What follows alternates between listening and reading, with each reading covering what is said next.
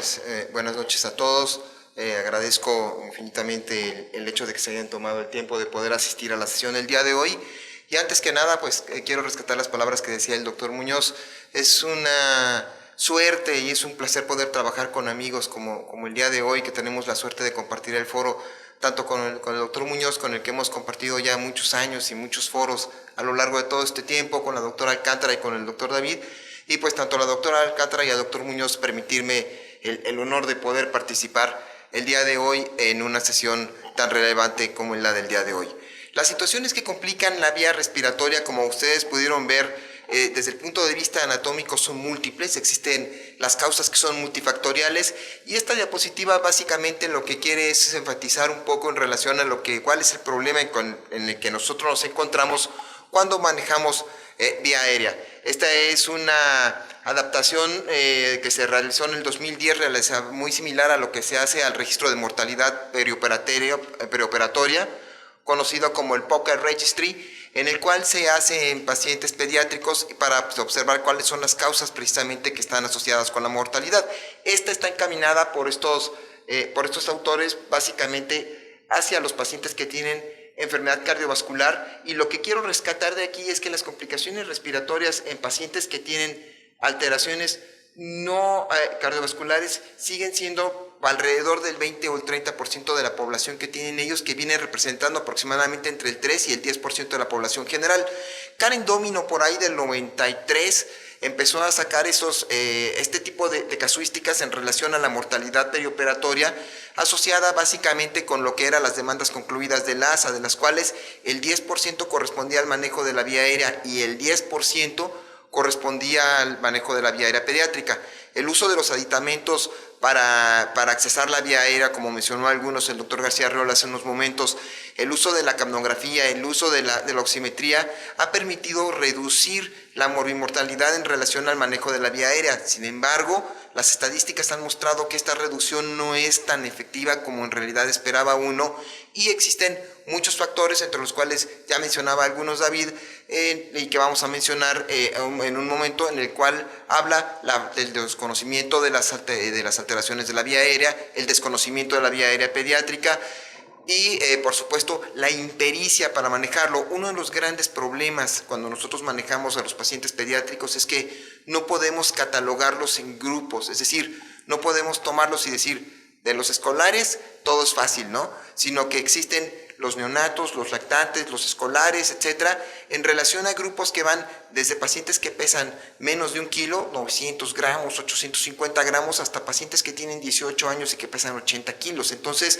esto hace que las variabilidades sean muy diferentes y que los cambios sean muy sustanciales. Sin embargo, es de conocimiento general, tanto para anestesiólogos generales como pediatras, que todos los problemas empiezan cuando nosotros tenemos a los pacientes que van hacia las edades neonatales, es decir, de los 7 años de la edad escolar hacia la edad neonatal es donde tenemos los mayores problemas, porque ya de manera muy completa y muy amplia el doctor García ya les explicó cuáles son los cambios fisiológicos, y en realidad otro de los problemas que son muy importantes es que tienen mayor consumo metabólico de oxígeno, ya lo mencionaba David, porque tienen una capacidad residual funcional mucho menor. Los neonatos, los lactantes, básicamente hasta la lactancia mayor, hasta los 3 años, dependen básicamente del volumen corriente, y muchas veces, como vamos a hablar en unos momentos, la pérdida de esto constituye una pérdida rápida de la oxigenación, y esto mete en problemas rápidamente a los pacientes. Entonces,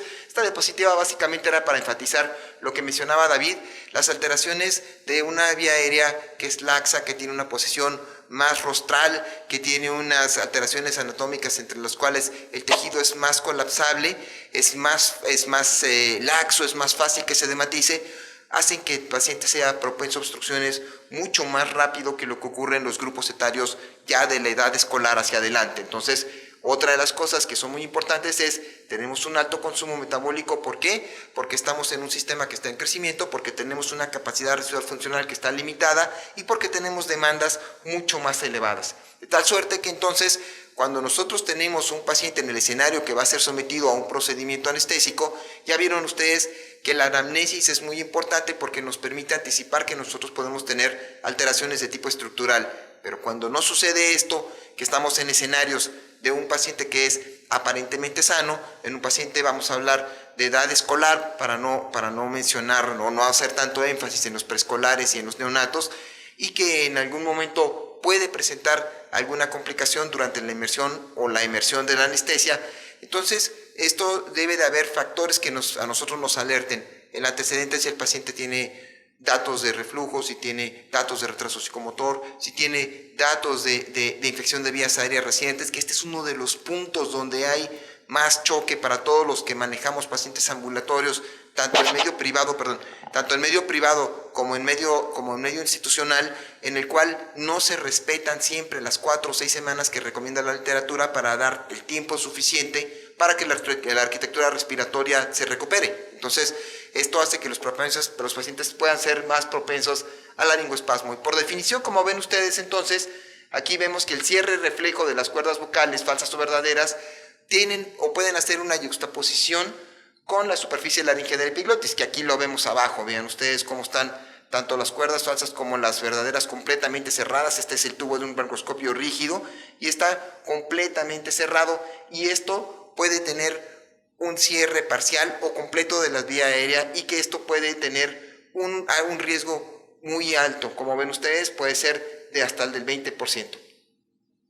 ¿Qué ocurre? Pues ya se mencionábamos, tenemos los dos escenarios. Cuando tenemos un laringoespasmo que es de tipo incompleto, tenemos un componente que es básicamente superaglótico, las cuerdas están parcialmente abiertas, y esta es la mayoría de esos casos que pueden resolverse básicamente cuando ustedes aspiran al paciente, traccionan un poco al paciente y le dan presión positiva, que la literatura está un poco dividida ahorita en relación a la tracción de la mandíbula. Normalmente la tracción de la mandíbula se recomendaba porque es un estímulo doloroso y porque en un paciente que está emergiendo, esto permitía que el paciente tuviera el llanto y pudiera romper el espasmo.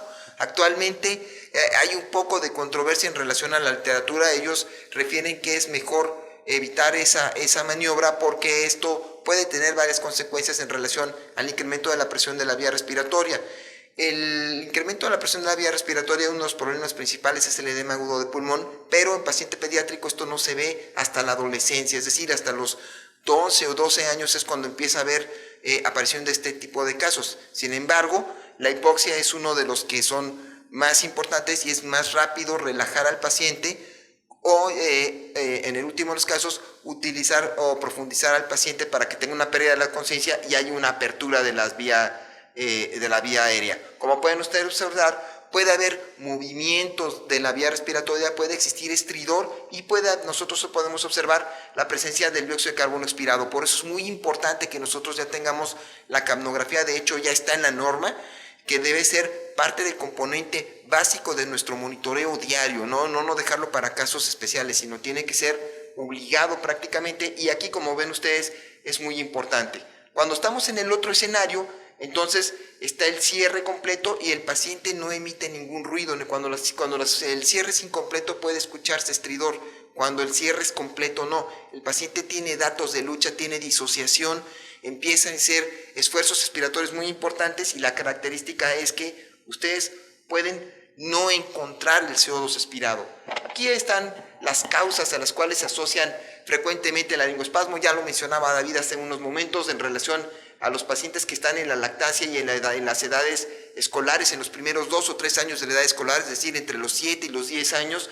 ¿Por qué? Porque el tejido es más laxo, porque la vía aérea es más reactiva y porque tiende más al colapso. Hay una madurez del sistema nervioso central y los reflejos de protección no son tan eficientes. Ahora bien, si nosotros vamos hacia atrás, hacia las edades neonatales, recuerden ustedes que uno de los grandes problemas en la lactancia menor, es decir, del año hacia atrás, hacia la prematurez, es que el predominio de las fibras de oxidación rápida hacen que el paciente pueda tener un rato de lucha o de ventilación relativamente eficiente, pero que puede agotarse, y esto puede resultar en que los pacientes hacen apneas. Entonces es fundamental que nosotros estemos muy conscientes de cuál es el grupo de edad en el que estamos manejando. Como decía hace unos momentos, una infección de vías respiratorias recientes inferior a 2 semanas, aquellos que son fumadores pasivos, las anomalías de la vía aérea, como ya lo mencionaba el doctor García, el antecedente de la cirugía de vía aérea, o si están utilizando algunos aditamentos de la vía aérea como los tubos traqueales o en algunos escenarios la vía aérea laringea, sobre todo cuando la remoción de los aditamentos, tanto de los dos, puede ser en estadios superficiales de la anestesia. Salió un artículo por ahí del 2009 del Anesthesiology en el que en el que se analizaban precisamente la remoción de los tubos laringeos y la morbilidad es más elevada mientras más superficial está el paciente. Sin embargo, hay debate todavía en cuál es el punto idóneo para retirar aditamentos o sondas endotraqueales, pero lo que sí se ha visto es que cuando están más superficiales hay más posibilidad de laringoespasmo. Claro, el estímulo de la glotis durante un plano superficial de la anestesia, que es lo que estamos mencionando, y la presencia de secreciones en la orofaringe, como en el caso de la sangre, de la saliva o jugos gástricos. Uno de los puntos en los que muchas veces nosotros chocamos es que generalmente la aspiración de la faringe se hace antes de la vía aérea, del retiro de la vía aérea, y se puede dejar pasar un tiempo muy largo en lo que el paciente empieza a recuperar ventilación a efectos de ganar tiempo, aspirarlo y luego ya retirar el tubo. La recomendación desde nuestro punto de vista de experiencia es hacerlo antes de que se realice la extubación por cualquiera de estas sustancias que están ustedes observando y o cuando se retire el aditamento. ¿Por qué? Porque cuando está la sonda en la tráquea, generalmente el desplazamiento que tiene provoca generalmente que haya mayor cantidad de secreciones y estas al retirar el aditamento quedan en la faringe. La otra es cuando el paciente se recupera de la anestesia general, el movimiento de la mucosa mucociliar del tracto respiratorio se reactiva y esto hace que se empiece a reactivar la expulsión del moco de los tractos inferiores hacia la faringe o de la nasofaringe. Entonces la recomendación que nosotros hacemos institucionalmente siempre es al retirar una sonda o al retirar un aditamento hay que volver a aspirar al paciente precisamente para evitar este tipo de problemas. Por supuesto, existe una controversia entre cuál de los agentes puede ser más asociado con laringoespasmo. En la inducción de la anestesia, pues el número 1 es el desflorano. Digo, es una locura pensar en que se puede hacer una inducción de la anestesia, y si hay residentes por aquí y se les ocurre querer hacer inducción con desflorano, lo más recomendable es que se suban a la azotea del hospital y se tiren, porque ya están locos. Entonces, porque tiene el mayor índice de pungencia de todos los halogenados, y después le sigue el isoflorano y después el enflorano. Entonces, el único agente que tiene la menor pungencia es el sevoflorano.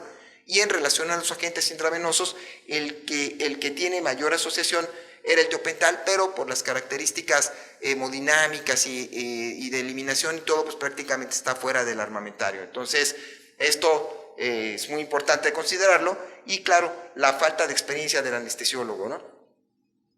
Como ven ustedes, esto es para enfatizar lo que ya mencionábamos.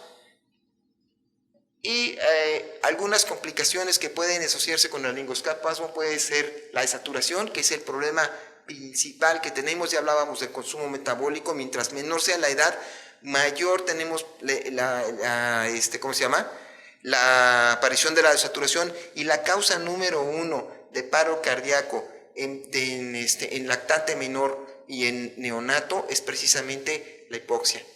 Entonces, esto es porque el consumo es muy rápido, tiene una capacidad muy limitada, y esto predispone rápidamente a la bradicardia. Obviamente van de la mano de saturación y bradicardia, la posibilidad de aspiración, y ya les decía yo, el edema pulmonar puede aparecer aproximadamente en edades de la adolescencia, a los 12 años, y por supuesto el paro cardíaco cuando no está resuelto. Y esta es un resumen de una publicación en relación de cuáles son todos los caminos que existen para la resolución del paciente que presenta laringoespasmo, y puede ir desde que nosotros tenemos el paciente que tiene la obstrucción parcial, en el cual hay que tratar de eliminar los estímulos, profundizar la anestesia o utilizar el propofol. La mayoría de las recomendaciones, hay unas guías danesas en las cuales se utilizaba la succinilcolina como primera línea para romper el espasmo, o incluso muchos se utilizaban dosis altas de relajantes neuromusculares, dosis de rocuronio de 1.2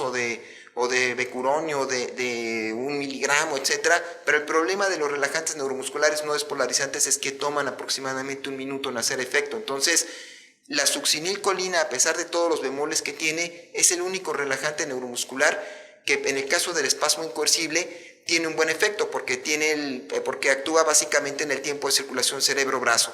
Sin embargo, todos los efectos colaterales la han precluido y el propofol le ha ganado terreno en términos de poder romper el espasmo. Claro, aquí hay que tomar una consideración muy importante en relación al propofol. El propofol no es relajante, el propofol no es analgésico. Lo único que hace cuando nosotros lo utilizamos es profundizar a tal grado al paciente, bloquear la conciencia, de tal manera que pueda haber una apertura adecuada de la vía respiratoria y esto permita solventar, ya sea aspirar y o en algunas ocasiones instrumentar al paciente cuando se tiene una urgencia o cuando se va a utilizar una secuencia rápida. Claro, existe una divergencia todavía y no hay ninguna casuística que ponga el propofol como primera línea, sin embargo, se puede utilizar de buena manera. Como ven ustedes, aquí están las dosis de la succinilcolina. La succinilcolina generalmente se recomendaba utilizar con atropina por la liberación de la histamina que esta generaba, pero hay que recordar que la succinilcolina aumenta la presión intragástrica por la despolarización tan violenta que provoca. Entonces, por eso se ha decantado un poco más la práctica en relación hacia el uso del propofol. Y bueno, para prevenir o para intentar prevenir el laringoespasmo, aquí pueden observar que si los pacientes tienen infección de vías respiratorias, lo ideal es posponerlo entre 2 y 3 semanas después de que ocurrió este cuadro, si el cuadro, por supuesto, el cual se está programando al paciente, no es urgente, ¿no? Y aquí tenemos en la fase de inducción, hay que buscar que haya una persona con experiencia. Obviamente esto no aplica en todos los hospitales, habrá lugares, sobre todo cuando uno va al servicio social o cuando está en hospitales generales, donde uno es anestesiólogo general y tiene que manejar niños porque no hay más, ¿no? Pero hay que tener siempre la supervisión de alguien que esté experimentado, evitar la manipulación excesiva o cuando esté en profundidad insuficiente, cuando estén superficiales. La mayor parte de los laringoespasmos ocurren en los extremos, inducción y emersión, que son los puntos que son más superficiales y en los que la vía aérea es más reactiva. Claro está, hay que buscar el manejo de la vía respiratoria lo menos invasiva o en el caso de que se requiera, pues utilizar la relajación neuromuscular. Cuando estamos en la fase de mantenimiento, mantener a los pacientes con adecuados niveles de anestesia, y en el caso de la emergencia, pues ya hablábamos de la succión de las secreciones y tener un buen plano de anestesia antes de que se emerja el paciente, evitar que tenga parálisis residual. Ojo, si el paciente estuvieron manejando con relajantes neuromusculares, no tienen el monitoreo de la función neuromuscular, extuban al paciente y el paciente tiene datos de estridor y el manejo de la vía respiratoria no justifica alguna causa de estridor, entonces pudiera existir una relajación neuromuscular residual y ahí hay que tener eso en consideración para evitar precisamente la aparición también del laringoespasmo. La extubación, aquí hay mucha controversia con relación al paciente despierto. El problema de los pacientes neonatales y de los lactantes es que el arqueo y la valsalva incrementa la presión intracraneana y esta puede predisponer a las hemorragias intraventriculares. Entonces, por eso muchas veces lo que se hace es extubar a los pacientes en planos medianos de anestesia, ¿no? En el caso del estridor, el estridor es una de las causas que son cardinales para que nosotros podamos detectar cuando existe un problema de la vía respiratoria. El estridor puede ser parte de un componente de un problema, como en el caso del estridor, o puede indicarnos que nosotros existe un problema asociado. Como ven ustedes, podemos tener el estridor congénito y puede acompañarse en las primeras edades de vida hasta los 2 meses. Y este estridor congénito generalmente se acompaña con la laringomalacia. El caso de la laringomalacia, y ahorita lo vamos a ver en un momento, es que funcionalmente la arquitectura del árbol respiratorio no está lo suficientemente eficiente para permitir que el paso del aire sea el adecuado, sino que se colapsa. Entonces, el paciente conforme empieza a dormirse o el paciente que empieza a ser sometido a un procedimiento anestésico empieza a tener un estridor inspiratorio, conforme se va aumentando la profundidad, este estridor puede irse incrementando. Entonces, esto muchas veces trae, sobre todo cuando los pacientes están bloqueados y que tienen sedación, a la duda de qué es lo que está sucediendo o que si el plano no está adecuado, etc. Pero no necesariamente es por esa causa, sino que puede ser como parte de la misma laringomalacia. Y el problema del estridor, cuando hay laringomalacia, puede empeorar también con el llanto. La laringomalacia puede ser de origen congénito o puede ser secundaria a un proceso inflamatorio que puede ser por infección, cualquiera de las causas, viral, bacteriana, o puede ser por hongos, o muchas veces puede ser como un componente de la falta del desarrollo, es decir, no necesariamente como retraso de psicomotor. Puede ser componente del retraso psicomotor, sí, pero puede ser parte del neurodesarrollo que esté lento porque el paciente tiene un crecimiento inferior por causas nutricionales o porque es un paciente prematuro y que la arquitectura del árbol bronquial no esté totalmente madura. Entonces, como bueno, puedes observar, el estridor puede mejorar con decúbito prono o con la hiperextensión del cuello, y en algunas ocasiones es muy común observar que el paciente tenga tiraje porque existe una resistencia al aire, ¿no? El paciente puede tener una voz normal o puede ser disfónica, dependiendo de los casos. ¿Cuál es el problema? El problema es que puede aparecer el estrés respiratorio con deformidades de la caja torácica. Muchas veces cuando el estridor es congénito puede verse excavación del pecho.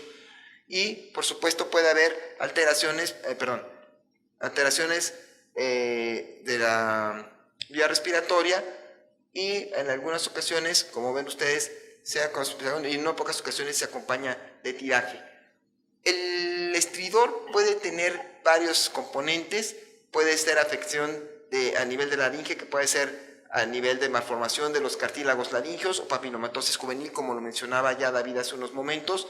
Puede ser una condromalacia de la laringe o la tráquea, puede ser una infección severa y los pacientes pueden tener laringo, tráqueo, bronquiomalacia, y puede ser un estridor importante, puede ser con amortiguamiento de la voz, y como ven ustedes pueden haber todas estas alteraciones estructurales que ya los mencionaron hace unos momentos y que pues no vamos a enfatizar.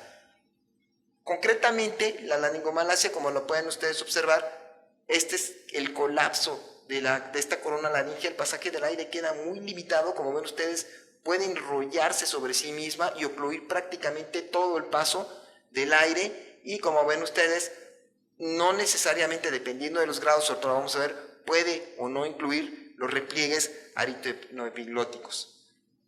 ¿Qué sucede? Bueno, histológicamente hay una inmadurez del cartílago, que era lo que mencionábamos, hay una tendencia al colapso durante la expiración, y en el resto de la población, después de los 2 años, generalmente no hay mayor problema, a menos de que sea un problema infeccioso o un problema del desarrollo. Los desórdenes neuromusculares pueden acompañarse incluso por obstrucción aérea y disfagia, y las parálisis laringeas se pueden asociar con una frecuencia superior a la de la población normal, y en algunos casos puede haber, como les mencionaba yo, el componente del retraso psicomotor que esto la incremente, ¿no? El paciente que refluye, el paciente que no maneja bien las secreciones y que está constantemente inflamado. Como ven ustedes, existen cuatro tipos de acuerdo a esta clasificación que describe Hollinger. Hay otra que es más dinámica, que viene de 3 componentes, y en esta, que es la clásica que todo el mundo conocemos, hay una aspiración de la mucosa aritenoidea que recubre los cartílagos cuneiformes, resultando en edema hacia el inferior de la laringe. Ahorita vamos a ver las imágenes. En el segundo tipo, se enrolla la epiglotis, se encuentra alargado, y habitualmente puede ser parecida a la del tipo 1, y la epiglotis se enrolla, se hace como taco, como en la imagen anterior que vimos. Una de las características de la epiglotis del neonato y del lactante es que tiene forma de omega. Esta variante anatómica en sí no es una causa de estridor per se. En el tipo 3 puede haber basculamiento de los aritenoides en expiración, y en el tipo 4, ahorita van a ver, todo se da contra la región aritenoidea. Aquí está el tipo 1, en el tipo 2 cómo se va enrollando, el tipo 3 ya involucra a los aritenoides, y en el tipo 4 se obstruye completamente. En el 2006 se hizo esta clasificación que apareció publicada en el CHEST, en el cual se habla en relación a los hallazgos a través de la fibrolaringoscopía, y las clasifican en 1 y 2, básicamente es el mismo colapso, como pueden ustedes observar, y habla en relación a las mismas alteraciones anatómicas. Como pueden ustedes ver, puede haber llanto normal, puede haber apnea o cianosis. Mientras más grado sea el grado de la laringomalacia, mayor posibilidad de cianosis puede haber. En este caso, cuando es persistente, los pacientes son sometidos a la broncoscopía y a la laringoscopía. En estos casos, los pacientes son sometidos a las broncoscopías que son conocidas como dinámicas de cuerdas vocales, es decir, el paciente no está profundo, sino se deja que ventile lo más superficial para poder ver la movilidad de cuerdas y para poder ver cómo se colapsa. Cuando tenemos un problema agudo, entonces es posible que tengamos o una alteración viral o puede haber una alteración de cuerpos extraños. Los cuerpos radioopacos en ocasiones no son tan fáciles de ver y muchas veces puede ser un hallazgo, o ya lo mencionaba David, como en el caso de las papitas que se disuelven, o muchas veces esas cáscaras del cacahuate quedan pegadas en las carinas o quedan pegadas en la pared de la tráquea y pueden producir traqueobronquitis o laringotraqueitis constantemente con reblandecimiento de las estructuras y con la aparición de la laringomalacia. Y bueno, este es el último de los problemas que pueden complicar la vía aérea desde el punto de vista funcional. El broncoespasmo es un punto muy importante. Muchas veces nosotros cuando intubamos al paciente y tenemos asegurada la vía aérea decimos, ya tuvo en tráquea, vía aérea asegurada. Pues no, eso no es cierto. Una de las características del broncoespasmo es precisamente el cierre del árbol bronquial, con el cual existe un atrapamiento de aire independientemente de que el tubo esté adecuadamente colocado en la tráquea o no. Y esto obedece a varios factores. Generalmente los dos factores más comunes son a las alteraciones de tipo alérgico que pueden provocar lo que son las bronquitis asmatiformes y el asma bronquial como tal. Entonces, ¿qué es lo que sucede? Tenemos un fenómeno inflamatorio que esto va a hacer un disparo en un gatillo con el cual va a hacer que exista una oclusión de los tractos respiratorios inferiores. Hay que recordar que después cuando estamos a nivel de los bronquiolos y de los alveolos, ya no tenemos cartílago, que es después de la generación 17, 19, ya no hay cartílago, y esto depende básicamente del músculo. Entonces el músculo tiende a contraerse y esto va a provocar una obstrucción con un incremento de la presión intrapulmonar y por supuesto el paso se va a ver debilitado, va a haber sibilancias, puede haber estertores roncantes, por supuesto va a haber hiperreactividad, hay broncoespasmo, hay cantidad e incremento de las secreciones y esto provoca una liberación de sustancias vasoactivas para no entrar demasiado en lo que es la fisiopatología del asma, porque eso ya sería un tema aparte, y esto hace que tengamos los problemas respiratorios y la remodelación del árbol bronquial. La remodelación del árbol bronquial es prácticamente desde que empieza este tipo de problemas y conforme se van dando los cuadros y los cuadros empiezan a avanzar y empiezan a ser refractarios a los tratamientos, la remodelación tiende a ser irreversible.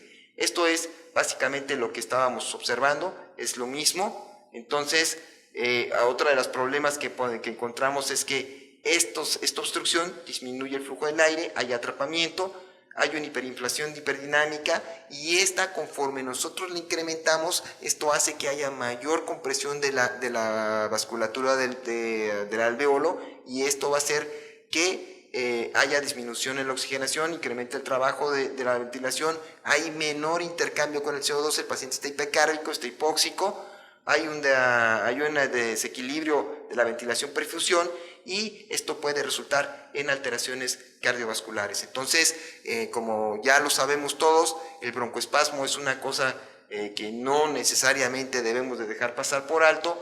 Y bueno, las complicaciones en los pacientes pediátricos, como ven, pueden asociarse a broncoespasmo, aquellos pacientes que son propensos al laringoespasmo, los pacientes que tienen tos y aquellos pacientes que son caracterizados por estridor con desaturación. Y el problema del atrapamiento del aire resulta en neumotórax, puede terminar en enfisema subcutáneo con paro cardiovascular y en otros como son las crisis adrenales cuando los pacientes vienen con el manejo previo que están recibiendo esteroides.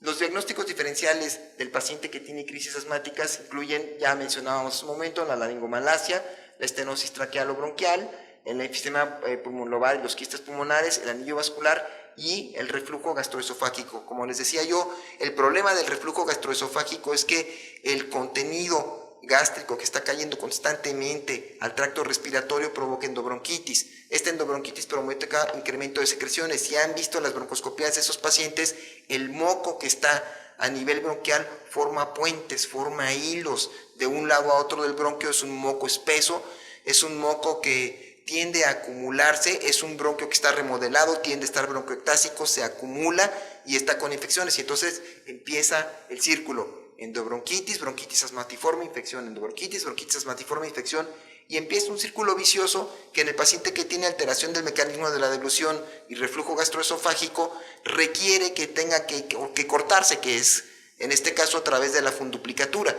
Muchas veces la controversia es: el paciente viene con tos, viene con ciertos grados de estertores, pero viene sin datos de infección, viene con una saturación adecuada, viene con viene sin datos de deterioro del estado general, sin fiebre, etcétera, y ese es el punto en el que puede ser operado. Muchas veces la discusión con los cirujanos es esa, que dice: es que sabes que este es el mejor momento y uno quisiera tenerlo como un paciente sano para no tener complicaciones. En el caso del refluidor, aunque tenga estertores, aunque tenga secreciones, si el paciente no tiene datos de infección, si el paciente no tiene una placa que demuestre que haya atrapamiento importante o datos de endobronquitis severa, si no tiene fiebre, si no tiene ataque al estado general, si no tiene infección con secreciones mucopurulentas, efectivamente ese es el mejor momento en que en este grupo de pacientes pudieran entrar a resolver ese tipo de situaciones. De otra manera, esto seguiría progresando y el daño obviamente seguiría progresando también. Por supuesto, las infecciones, el club, las bronquiolitis, la bronquitis, las bronquitis asmatiformes como la que acabo de mencionar, y la presencia de cuerpos extraños, una vez más, como las cáscaras o como los productos vegetales ya disueltos, deben ser diferenciados del tratamiento del asma. Esta es una diapositiva en la cual existen los diversos tratamientos en relación al manejo del asma. Actualmente la Iniciativa Global del Manejo del Asma, o las guías GINA, tienen una propuesta en relación a los diversos grupos etarios y a los diversos estados de las alteraciones del paciente. Como ven ustedes, lo manejan básicamente en 5 pasos, y estos van progresando desde el uso de los corticoides, desde los agentes beta 2 de acción corta, y conforme va progresando cada uno de estos puede haber incremento con el uso de los corticosteroides o utilizar agonistas beta 2 de larga duración, y a estos se les puede ir incluyendo hasta los inhibidores de las interleucinas. Entonces, estos son tratamientos en relación a esto. Las guías vienen con cada uno de los manejos, y bueno, no vamos insisto, a hacer mucho hincapié en esto porque sería pues un tema aparte, ¿no? Y esto es un algoritmo en relación a cuáles son los pacientes que son sometidos a anestesia general, y como ven ustedes, aquí es muy importante: los pacientes con asma o con bronquitis asmatiforme que son severas, que vienen a presentarse para cirugía, debemos de saber cuál es el escenario en el que tenemos un paciente descontrolado, ¿es una cirugía de urgencia o no? Si es una cirugía de urgencia, bueno, ¿qué es lo que necesitamos? Necesitamos medicamentos de corta duración, como en el caso de los beta 2 o como en algunos casos el uso de los esteroides, pero sabemos que podemos tener riesgos altos para la anestesia general. Cuando los pacientes son controlados, ya debemos de ver cuál es el escenario: ¿es selectiva o es urgente? Si es selectiva, hay que ver cómo están las pruebas funcionales, las cuales no siempre se tienen a la mano, y si requiere o no las terapias previas, o si tienen el tratamiento previo o no del manejo del asma, y estos tienen un riesgo reducido, mientras que los pacientes que están bien controlados pues tienen el menor riesgo porque son pacientes que están controlados constantemente.